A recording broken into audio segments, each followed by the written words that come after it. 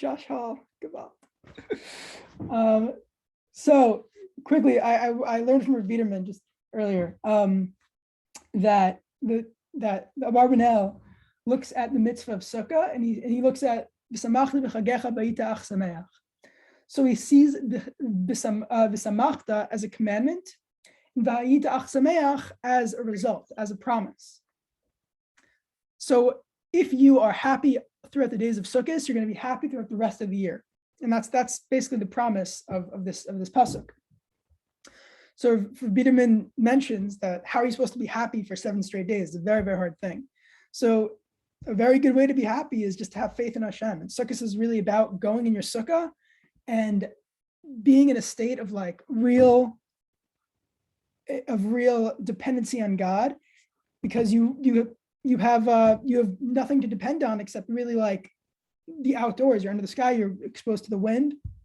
So on sukkos, we're really just trusting Hashem and hoping that things go well. So with this faith in Hashem, that Hashem is taking care of me, everything's going to be okay, we should be zoched to be just mamish, just the simcha al sukkos, and that should extend the entire year.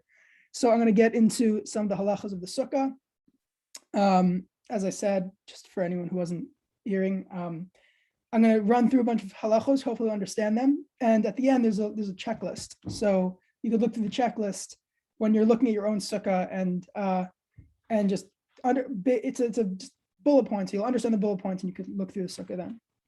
Okay, so there's a mitzvah to do on the sukkah. It says in Vayikra, B'sukkot teshvu shivat yamim, kol ha'ezrach b'Yisrael yeshvu b'sukkot, leman yedu dorotechem, ki b'sukkot hoshavti et b'nei Yisrael, b'otzeti et otam me'eretz Mitzrayim, ani Hashem Elokechem.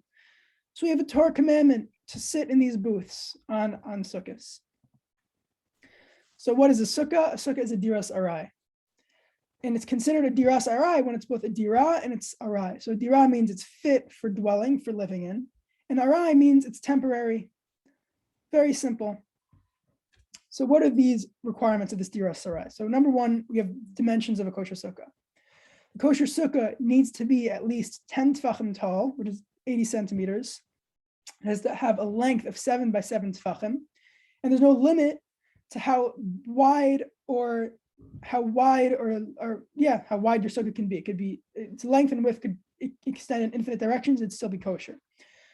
It also can be at very most 20 amot or 9 meters tall.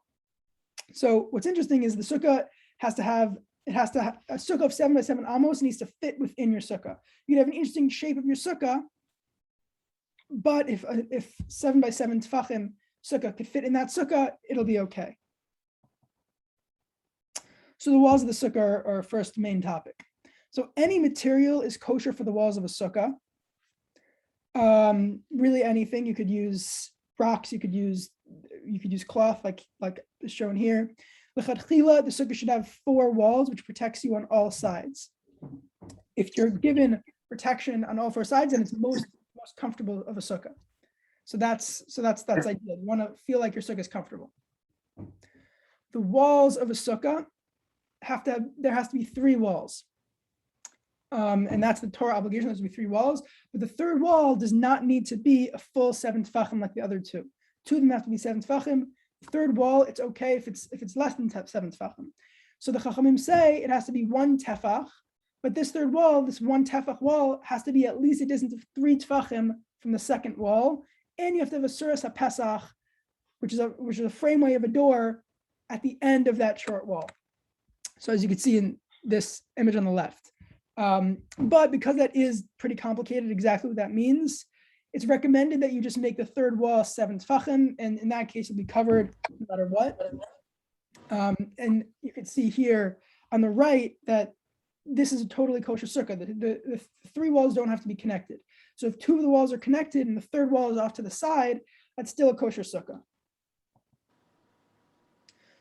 So the walls have to stand from a regular wind. If there's a wind from a ruach matsuya, so a regular wind, if the walls are really moving around from that and they're jiggling, the whole sukkah is moving around from that regular wind, and the sukkah is pasul. It's important that you have to have the gap between the bottom of the sukkah and the bottom of the wall of the sukkah and the ground has to be less than 3 tefachim. And the height of the wall needs to be at least 10 tefachim. But what's interesting is the top of the wall does not need to reach the schach. So you can see in this image here, the wall ends around 2/3 way up to the top, to the schach, but that's totally kosher. There could be an open space between the schach and between the top of the wall. And you can see that in Israel in restaurants. You always see those types of sukkahs where there's an opening, so you could very comfortably eat and see what's going on the outside. So we have this law of lavud now. So what lavud means is that if you have a separation between two entities, which is less than 3 tefachim, so that two entities really is considered halachically one entity. So this works in sukkos, in terms of building a wall out of strings or out of poles. If you have strings or poles if your walls are made of strings or poles, if the poles and strings are within 3 tefachim of each other, all those strings are considered really one wall. So your whole wall could be made out of that string, and it's considered a totally kosher wall. It could be either vertical or horizontal, doesn't make a difference. The law of lavud makes that wall considered a kosher wall for sukkos. So you can see in this image. Some say that because these aren't such ideal walls and they don't give great protection, if you're relying on lavud to build your walls, you should ideally have the wall set up on all 4 corners. This way, it's considered more of a real structure, and you're more definitely covered. So we're going to get into schach. Schach is the main part of the sukkah, and there are 3 requirements for the schach. Number 1, the schach needs to be from a type of vegetation, like a wood or bushes. 2, you have to cut it from where it grows. So if you have a tree and a branch from a tree over your sukkah, and you just leave the branch connected to the tree onto the top of your sukkah and you try to use it as a schach, that's not allowed. You have to cut it off the tree in order for it to be allowed to be used as schach. And number 3, the schach cannot undergo a change, which now enables it to become tameh. So what does that mean? So the general rule is that if you have a normal piece of vegetation or branch or whatever, it does not undergo it cannot contract tuma unless it undergoes a change, which now makes it useful to be a kli. So if you take a piece of wood and now you make it into a chair leg, it can now contract tuma, and now it can contract tuma, so you can't use it as schach for your sukkah. So fruit fit for human consumption is considered something that can contract tuma. So that is something that would be able to contract tuma, and you can't use that as schach. So additionally, the schach, so you shouldn't be using a board which is 4 tefachim wide, because that is something that could normally contract tuma, because that's useful for building. If the board is smaller than 1 tefach, which is 7.5 centimeters, anyone agrees that it can be used as schach if it doesn't have nails or glues attached to it. Small enough that it's not considered that it could be used really for anything. So what people usually use today, what most sukkahs use, is this image on the bottom is schach unetzach, these mats that are tied together. So when you have these mats, they're totally kosher for a sukkah, but that's on condition that they were only made with the idea of sukkah in mind. If they were made for a different purpose, not to give shade for the sukkah, then they can't be used for the sukkah. So if you have a mat made out of these vegetations tied together, but it was really made for the purpose of sitting on the outside, so that wouldn't be kosher for sukkah schach. So continuing on, we have tsilta miruba mechamasa. So this is the idea that the schach needs to protect from the sun. So if most of the sun is blocked from the schach, that's kosher schach. Some light should still be able to leak through the schach, but most of within the sukkah should be shady as opposed to sunny. Some light should still be able to, so if it's nighttime, it's best if you can still see some of the stars at night through the schach. That's what would be best. So it's also important to realize that the main aspect of building the sukkah, the main aspect of the sukkah is the schach. So when you build a sukkah, you should be completing it with a schach. Oh, okay, one sec. I got ahead of myself. So first I'm going to talk about, placing the schach. So the schach should not be put on something that's pasul for schach. So a lot of people today use these frameworks, these metal frameworks of of a sukkah. So when you build a sukkah this way, when you place the schach, the schach shouldn't be placed directly on top of this metal top. Instead, it should be placed on something that's kosher for schach. So you should ideally put a vertical piece of wood on top of this metal piece, and then you could hang the schach on top of that wood, which is kosher for schach. And that way you're not placing the schach directly on metal, you're placing it on wood, which is kosher for schach. But the eved, if there is a sukkah built like this, it's still okay to sit in. You could still make a bracha in it. Before you make the sukkah, you ideally should make sure that this is what you're doing, that the schach is placed not directly on the metal, but instead placed on wood. Okay, so another very important halacha, this is a pretty well-known one, is that the sukkah has to be placed directly under the sun. So above the sukkah has to be an open space reaching all the way to the sky. If the sukkah was built under a tree, under awnings like branches, or an awning, so that's pasul. But the first daf of sukkahs actually talks about if you build a sukkah in a valley. So if you build a sukkah in a valley and there's never really any sun on the sukkah, it's not really protecting you from the sun. The mountain is protecting you. You got the food already? You need sun, come back. Raf. Okay. Okay, so I'll continue. So the sukkah needs to be built on an open space. If you build your sukkah next to a big building, even though the sukkah is never really directly under the sun because the building is constantly blocking the sun, as long as directly above the sukkah is the sky, it's okay, it's still kosher. Okay. So you have to sit in the shade of the sukkah literally. So what does that mean?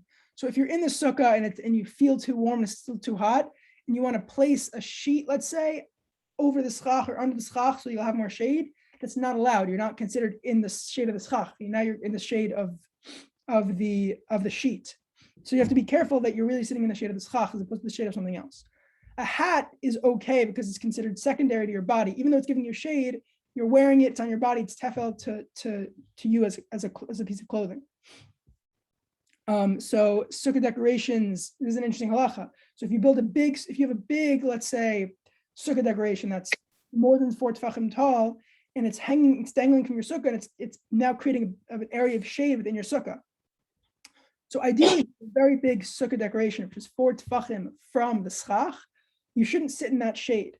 If the sukkah decoration is within 4 tefachim of the schach itself, that's okay. And if it's lower than 4 tefachim from the schach, but it itself is less wide than 4 tefachim, that's also okay. You don't have to worry about it.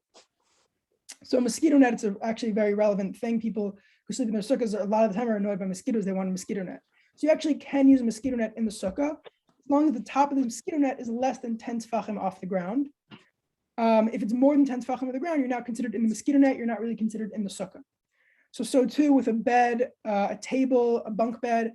If you want to sleep underneath your table, if there's an empty space between your table, between the bottom of the floor and the table, and the top of the table, if that's more than 10 tefachim, you're not considered underneath the table. You're not considered in the sukkah. Often with a bunk bed, if you're under a bunk bed, if between the two beds is more than 10 tefachim, you're not considered in the bed. You're not considered under the bed. You're not considered in the sukkah.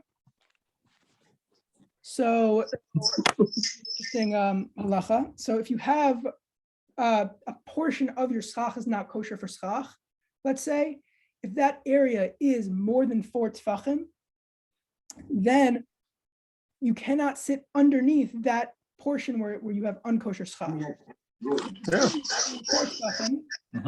You shouldn't sit there lechatchila, but in a time of need, you can sit there. And if it's less than 3 tefachim, you don't have to worry about it. So if you are in an open space, Not eating this? Someone's making noise, so give me yours. I think I can mute you. Okay. Okay. So, if in your sukkah you just didn't have enough schach, and now there's an open space within, like on where your schach should be, if it's 3 tefachim or greater, you can't sit under it at all. If it's less than 3 tefachim, you can't sit under it completely. But if some of your body is under it, it's okay. Okay, so it's important to have the correct kavanah when building the sukkah. So when you build the sukkah, you should be having kavanah that you're building the sukkah for the mitzvah of sukkos. But at very least, you need to have the kavanah that you're building a structure for shade. If you build a sukkah without either the kavanah for the mitzvah or for kavanah for shade, so let's say if you build the sukkah to hide something within the structure or to store your car or whatever it is, so you didn't have in mind to build a sukkah with shade or for the mitzvah. So this is totally not kosher as a sukkah. You can make it kosher by removing the schach and then replacing the schach with a correct kavanah. So therefore, like assuming that the rest of the sukkah is kosher, now that you replace the schach, you used it with the right kavanah. So now you could use the sukkah as a kosher sukkah. So this is what I was trying to say before. But an important aspect of building the sukkah is that the main part of the sukkah is the schach. So therefore, the sukkah should be completed with the schach and not completed with the building of the walls. So you first should build the walls and then place the schach afterwards. So another interesting thing is you should be sure that you're protecting. So if you want to protect the sukkah from the rain, so let's say it's a rainy day and you have your couch in your sukkah, you have your bed in your sukkah, and you don't want it to get wet, you're allowed to now put a tarp over your sukkah so water doesn't get within your sukkah. When this tarp is up, the sukkah is not kosher, and you can't sleep in that sukkah. But when you remove it, it's going to be kosher again. So while it's raining, you put the tarp up and then just remove it when it stops raining. Very relevant halacha here is the idea of borrowing another person's sukkah. You cannot borrow a person's sukkah without their permission, or explicitly if they don't allow you. But if they do give you permission, there's absolutely no problem with you using that sukkah. In fact, if it's totally normal for you to use it, and you know that he would not be offended or be upset if you're using it, you can completely just go into that sukkah without even asking. But if there's a small worry that within this sukkah, that if the owner of the sukkah comes by and he sees you in it, he sees guests in it, he doesn't recognize, and he's going to be uncomfortable, he's not going to say anything, but he doesn't want you there.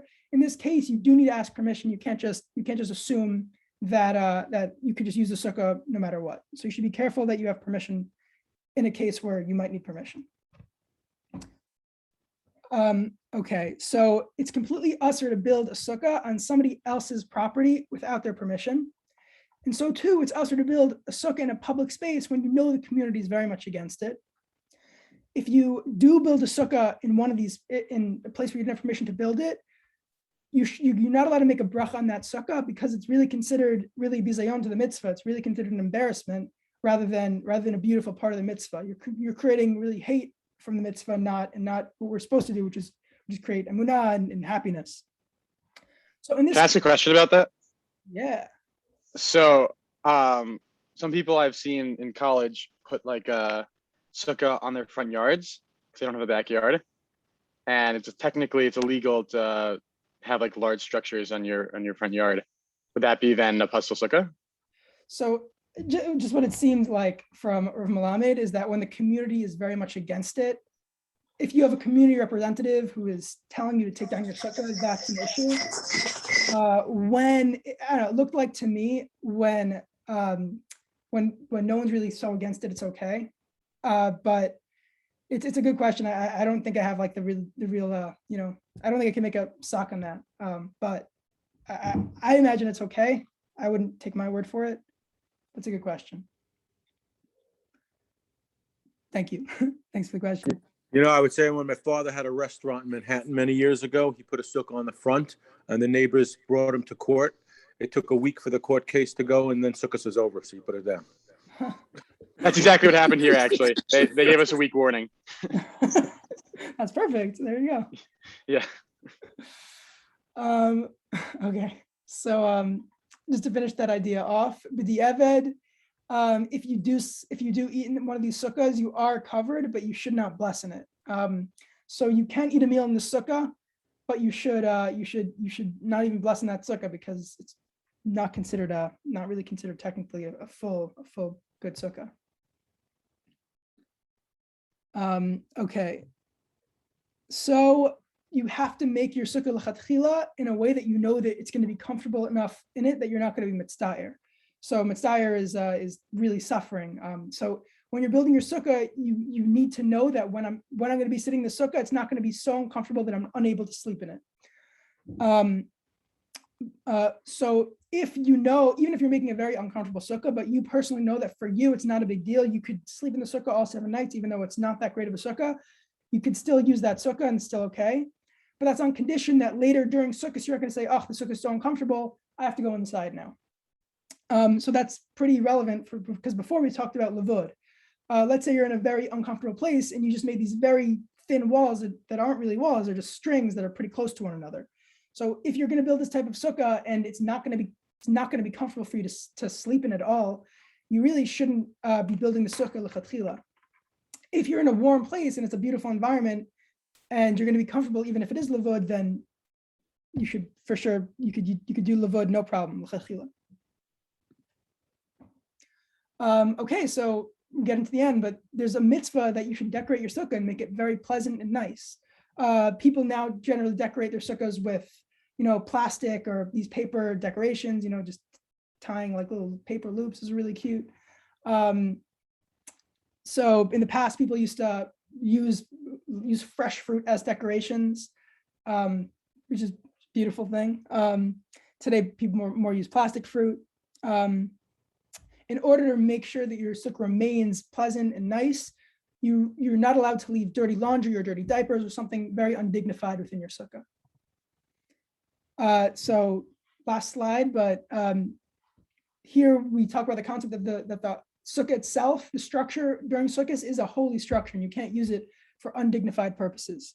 So you can't use the sukkah, its walls, its schach or decorations for anything during sukkahs besides like its purpose, the sukkah. So if you put fruit as decorations on your sukkah, fresh fruit, you can't eat that sukkah on sukkahs because you set it aside to be used as decorations for your sukkah. If you made a condition before you put it on that you would eat it, then you can. But if you didn't make this condition, then that decoration is there to stay until the end of sukkahs. If you could use the walls of your sukkah anyways that you would use the walls of your normal house. So you could, if you would lean the walls of your house, you would let's say hang a piece of clothing on let's say a hanger on your house. So you actually can lean on the walls of your sukkah. You can you could use your schach to like hang clothes. Let's see. So finally, during sukkahs, you can't use the material of the sukkah for any other purpose. So if you brought a carpet into your sukkah to be used as decoration for your sukkah, during sukkahs, you can't take that carpet out and now use it for your house again. You can use it for another sukkah, or you can use material of one sukkah to use for another sukkah, but you can't use it for nothing. And after sukkahs ends, the material can now be used for whatever purpose, but it can't be used for a degrading purpose. It can't be used, like let's say you use candles to light your sukkah. Those candles were holy because they were used for your sukkah. You now can't use them to make your bathroom smell nice. You should use them for a more dignified purpose. So again, that was a lot. I ran through a lot of halachos really quickly. I hope my goal was that you understood the basic ideas of each halacha. Here's a checklist that now when you have your sukkah built, you can just run through it, hopefully understand the actual idea behind it, and then just like check this off that this is correct. So I'll just really quickly run through it. The sukkah has to be taller than 10 tefachim, a width and length of 7 by 7 tefachim, has to be shorter than 20 amos, has to have 3 walls. It cannot move around from a regular wind. The gap between the wall and the ground has to be less than 3 tefachim. Nothing can block the sukkah from being directly under the sun, under the sky. The schach must be from a type of vegetation. The schach cannot be made from material which can contract tumah. The schach must block most of the sun. The schach should not be placed directly on something pasul for schach.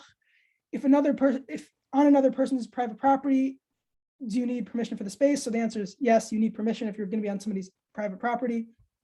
The sukkah must be decorated and made beautiful. So here are notes.